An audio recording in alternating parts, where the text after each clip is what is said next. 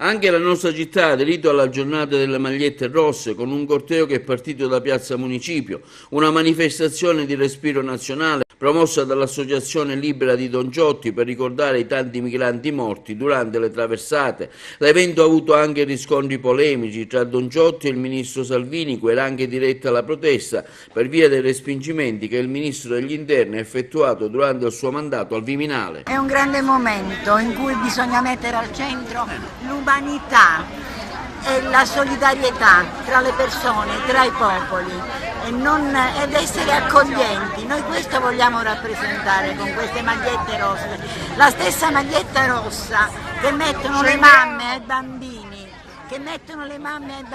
per poterli riconoscere nel mare.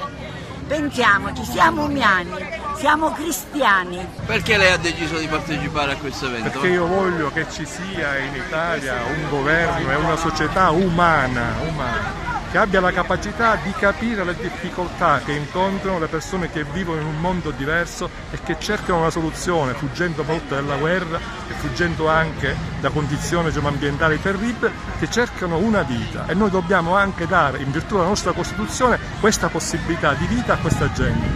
È un momento di proprio cercare di far sì che la solidarietà e un'accoglienza diversa possa essere per tutti qualcosa che possa dare un contributo. E anche io oggi, sia come cittadino sia come sindaco di un piccolo comune, sono qua per cercare di sensibilizzare in questo tema. Sono qui a questa grande manifestazione promossa per dire no alla politica che il governo nazionale sta facendo contro gli immigrati.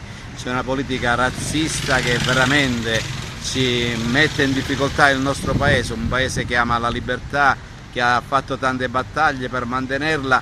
Adesso c'è questo Salvini, un nordista in tutti i sensi, che vuole cacciare via le persone che tra l'altro vivono una situazione molto tormentosa.